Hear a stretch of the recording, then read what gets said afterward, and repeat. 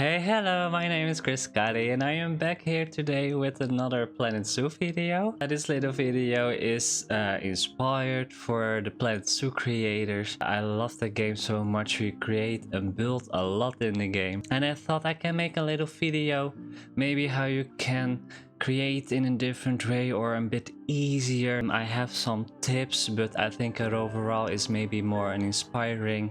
There are so many objects to use, so many options, so it can be a bit overwhelming. Of course, if you play this game for the first time, this can be a lot. So I just hope this video will help you a bit more understanding what you can do, how you can create, for example, a habitat without boundaries. Just let go your whole creative brain, explore, challenge yourself. Enjoy the video. I hope this is something useful to you. And let me know if you want to see other stuff, what I can maybe try or explain to you guys. What would you see for Planet Zoo? Which troubles are you struggling with? And maybe I can make a new video to explain a bit more or show other stuff. How you can create in this game. Just give yourself the time and learn the game. My first tip is just play all the franchise challenges the game has for you. They start with really easy one and every time it's going a bit harder and harder and harder, but that is how you can learn this game like easily. And then if you are having a bit of idea what you can do in this game, just start in sandbag mode, park. So you have no troubles with the whole game system, but you can just create and build what you want. And that is, for me, one of the most fun parts of Planet Zoo. You have so much freedom, you can create like crazy times in this game. I'm just going to show you some stuff for now, what I thought it was fun to show and what you can try. First, I let you see here in a diorama place what you can do perhaps with a pathway and some stones. This is just like a little place maybe for in between the habitats, maybe from a habitat to a shopping place or to the toilets, or maybe just a beginning. What I do here is I use just one stone piece, the temperate, and just going to fill up this little space between those pathways. I just want to separate them. I thought to create a feeling like the main way is going all the way up. You have to go through some rocks and the other pathway is going to the left. Maybe we can create a little waterfall, experimenting with some water effects. In this game you have like a lot of effects where you can experiment without actually creating a real waterfall. I just place some water for the ID over here, and later on you will see we place the water effects. And what I do here is make sure I put off the align to surface. This makes your object fixed and is not automatically rotating when you touch an object or the ground or something else. This we just want the stone be straight and we want to move it by ourselves. I hold one time shift in, that makes it going up on the ground, so you have like it floating, but this gives you actually like freedom to place it everywhere without constantly have to reform it or replace it, if that makes sense. Over one time tapping shift, you will hold the stone in the place where your mouse is and not going right away to something he can attach to. And this is making you way easier to rotate it. Hold a Z, the Z button, the Z button to rotate it. Hold again shift a bit for more up or down, and in this kind of fast way you can place a lot of stones, but it looks already more like you give them more bit of texture to the stone itself instead of just placing one stone. I think that is my other tip. You have these really big stones, but just try to give them a bit more texture with other stones. But by doing this you give the area so much more detail instead of just a flat stone, and that brings this little place to living. It is more happening than just a bit of a stone. We actually place like a lot of stones, but that makes this place more fireable, more living, more excited actually to walk through.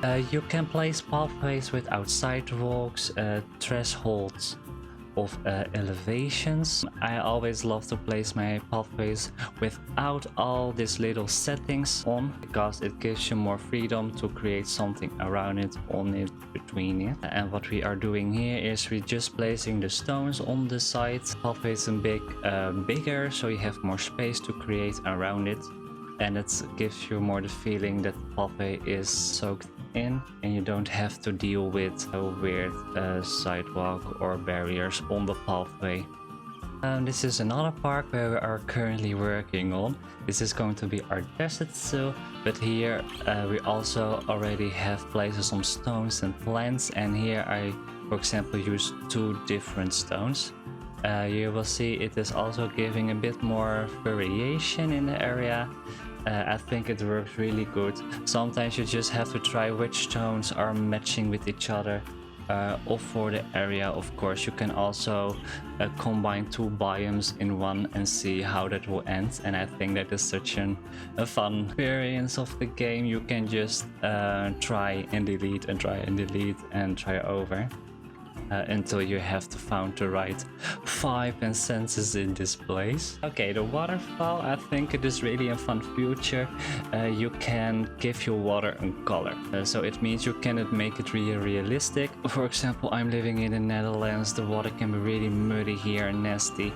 But you also have places on the world where it's like really clear water, maybe more blue, greenish. But you can also make your fantasy world and give it like a purple color or a red color. You can make something mysterious out of it, and I think it is a really easy tool. But don't forget that you can color your water. Also give it some bubbles and mist. I think it depends on which kind of vibe you are going for. Just try it out. For this place we don't really use it this time. What you also can do is using those effects, mist effect for example. If you are not really liking the mist effect on the water, you can maybe place it better for yourself and see how that works out. It's more centered, you have more control over it. But if you're making a jungle-y water with some kind of dew mist everywhere, it is maybe really useful to use the water mist effect. Over here we are replacing some stones. We have to be sure that we create a little like separated ways where the water can go down. And then we just try it with the water effects, how it looks. Of course, I don't want to make a really massive waterfall, but just a bit of water that is going down. Sometimes from different sides it looks a bit more, sometimes a bit less.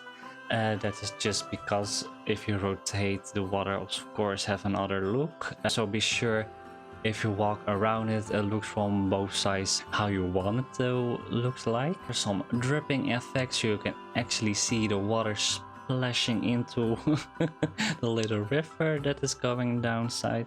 And then we have a little bridge. As well, for the bridge, I like to put off all the settings for the pathway, so you get again the most freedom to create. We have a little curve in it, so that it can be already a bit more challenging. But we cover it up with some wooden pieces. Most of the time use smaller pieces so you can easily make an angle or a turn in the pathway. And we choose for like giving this little bridge another path texture. So we light this more out. You create more a feeling, even this is not a bridge going up and down, but just a flat bridge. You create the feeling more of a bridge than just a flat pathway. As the rest of the park. Just going through the decoration, objects, forms to find some stuff that is useful to you, what you think, oh, this looks cool, I can work with this. And so we make just a little wooden bridge with ropes. We color everything. I always use the Flexicolor abilities. If you go to properties and then you go a bit lower, you will see Flexicolor. Flexicolor means that you can color all the objects that you see. The game will filter all the objects and remove all the objects you can't color, and you only see the objects that you can use and give a nice color that you want. This is also really useful if you want to make a certain setting. If you maybe going for a purple forest and you want more purplish dark tones, you can always make it make it yourself. Over here we have created another thing. I want to show really fast how you can make an habitat without barriers. What I say in the intro, barriers are useful, are maybe typical, maybe reminds you more of a Zoo Tycoon from back in the days, but what I just really love with Planet Zoo is the null barriers, because you don't see them. It is also a bit harder maybe to work because the animals can escape if you are not knowing what to do with it. We have lowered the area first. Here's maybe come a bit of water, and at the other side we have higher up the ground, so maybe more mountain or rocky kind of area. Be sure you make your water low enough and hills or your mountains high enough so the animals cannot jump on it or cannot swim and jump over the stones again. Place your water always a little bit lower just to be sure so that they cannot escape. Just place 2 animals over here so I can show you how this is working. In the left corner, if you have select an animal, you get like a little radar. You have a little radar icon, and this is showing you what the statics is of the park, of your habitat. You can literally see where the animal can walk. Everything that is blue, that is walkable for the animal. This is give you like a really clear view where you have to work or don't have to work anymore, or to change stuff. In the beginning, we're just placing here the water. You will see it works actually fine. The whole arrow sign like, oh, they can escape here is gone now. And then we fill it up with just some stone and plants to make it more feeling like the stones and plants and the water is separating the guests from the animals. It's more open and you animals living more in a free place, and that is just nicer to watch, right? And at the other side we had a little bit more trouble. It's just taking a bit more time. Just placing the mountains higher. We decorated again with some stones. On the same way how we did it at the other stone ID. And now we're just using this kind of desert stones, and later on I will place some plants and some trees to give it a bit more of the feeling. This is so easy to use. Constantly I was checking like if it's not climbable for the animals. Be sure if you have an animal that can climb high, make sure it is impossible for them to climb over there. And then here, yeah, you have already like a really easy setting. It looks really natural and dense, and the animals just having the fun over there. And now a little bit of idea what you can do with decoration. We just love building in a Planet Zoo, and it is just the most fun part, but it's also a bit of a time consuming. But here I gave you just a little bit of an idea how you can build easy in what I think it is an easy way. For example, I thought it looks fun if we maybe create a little building on top of this mountain. Like maybe there can be a bistro, maybe there's something behind it. If you look from the guest perspective, it looks like there's something behind. There is more, maybe someone's living there, or yeah, I think you can create everything that you like from it. Okay, we find some wall pieces, and what I always do is just writing objects. I place them, I will see if it works or not. It is always a bit of experimenting with objects. It isn't always not the first thing that you think of place is right away. So give yourself a bit more time to see what other pieces is and what they do with each other. But my other tip, if you want to create a little house, those walls always are stuck on a structure. You also have like a lot of walls that are not stuck on a structure, but if you want to make a big wall, it is always easily to use those walls with a structure, but the down part of it or the bad side of it, for me it is like harder to create or decorate or make details on it, because you can place in a whole area and boom, we have a flat wall, but it is boring. So what I will do is I just place a little wall, maybe I stack 2, and this time I stack 2, and then I'm going to decorate this whole little piece.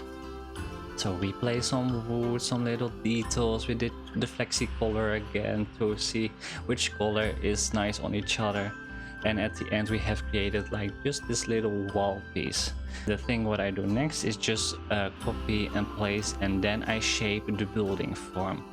By doing this, you have already created and detailed one little part, and when you have created this whole little house, the whole house has the same kind of detail, and that makes it way easier and fun to do. And of course sometimes you have to remove a little piece because you want to place a window over there, or if you were not thinking about the roof, so maybe it has to be a bit lower.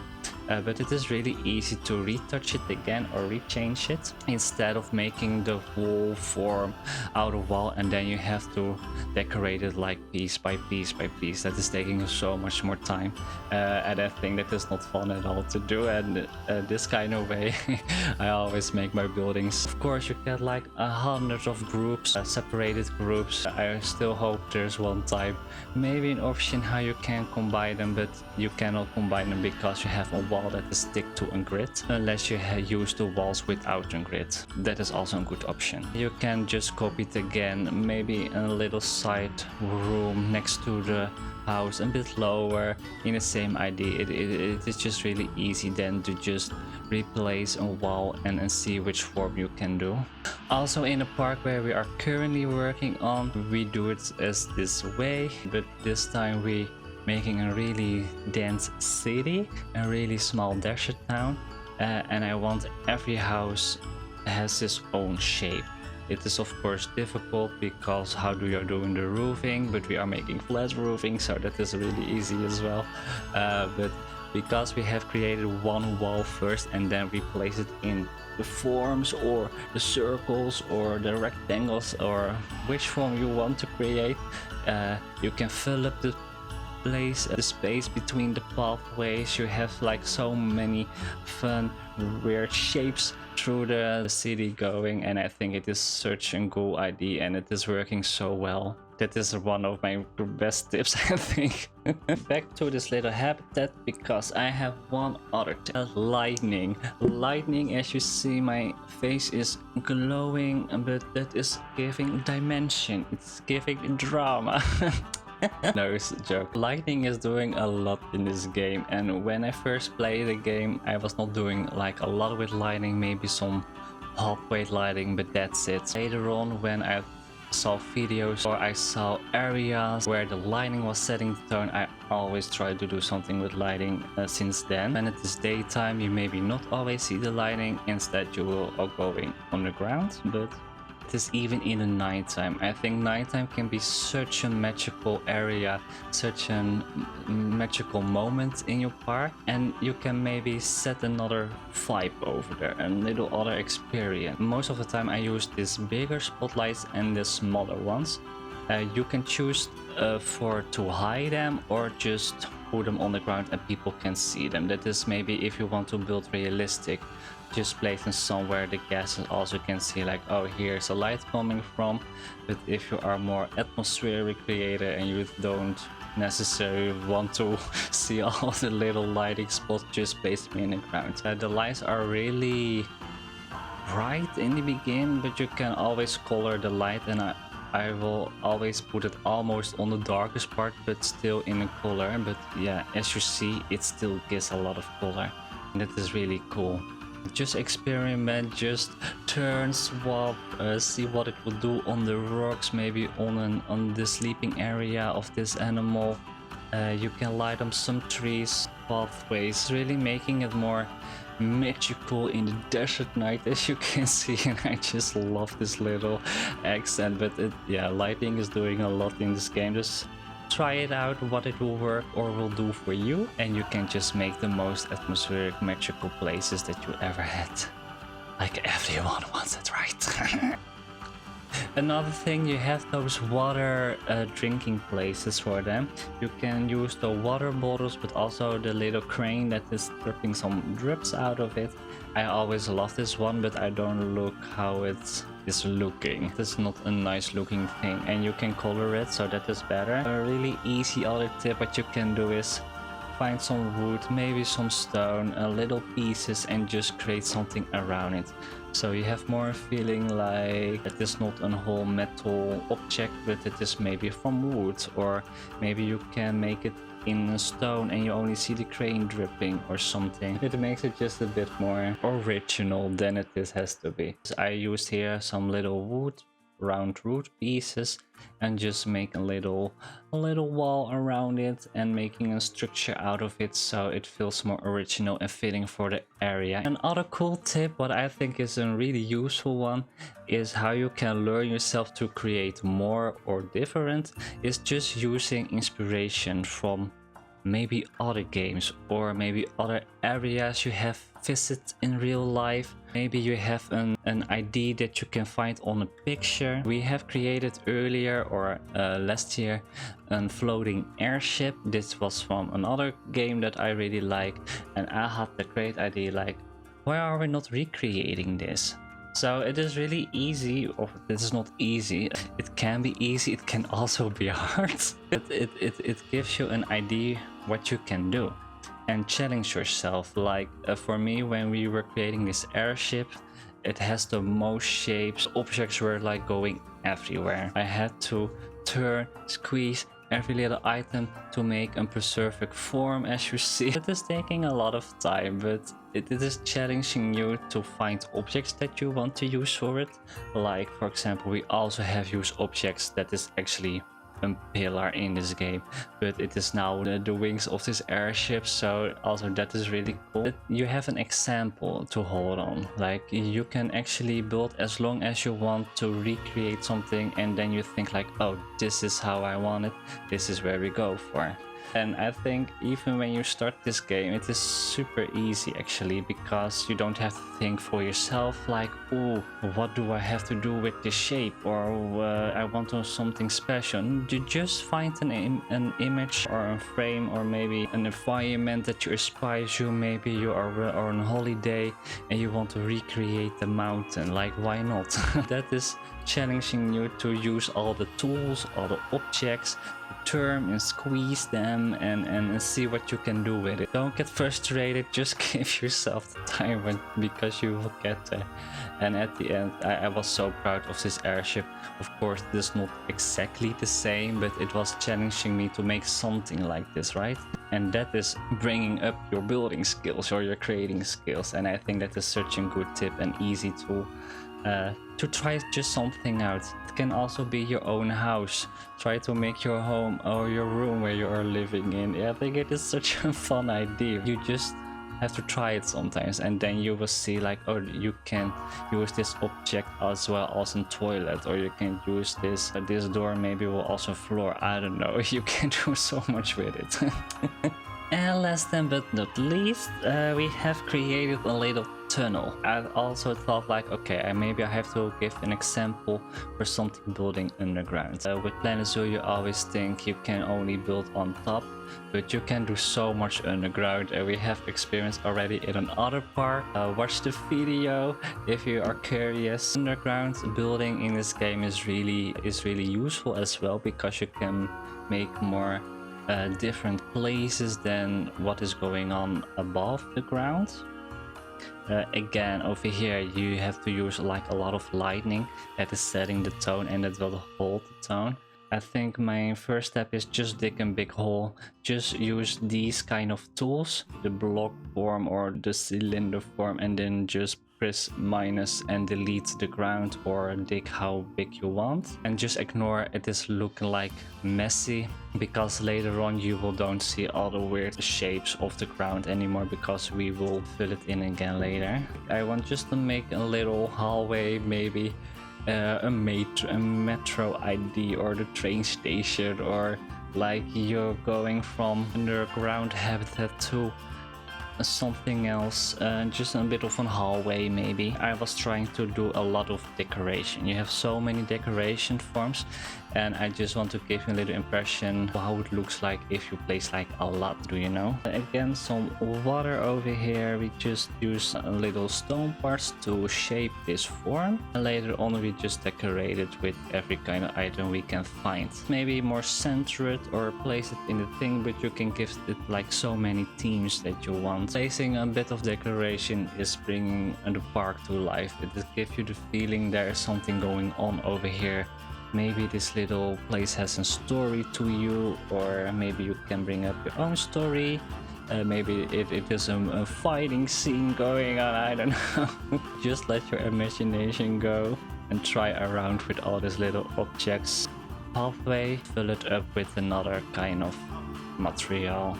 You can do wood, you can do stones. Just make it a bit higher than the pathway is, but people can still walk on it, so that is not a problem at all. But you can make then your own little environment out of it, instead of you will be stuck again with a pathway. I hope I have said everything in this video.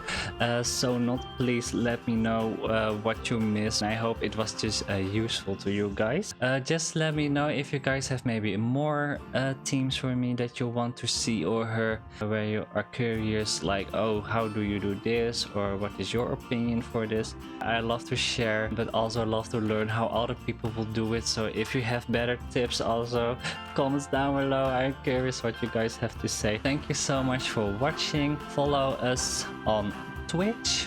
I stream every Thursday some Planet Zoo. This is just a little video in between. Something else, something fresh, something new. Feel free to stop by, of course, and let's create something amazing together. I just love to learn. Never stop learning, guys. Thank you so much, and until the next video. Bye guys, ciao ciao.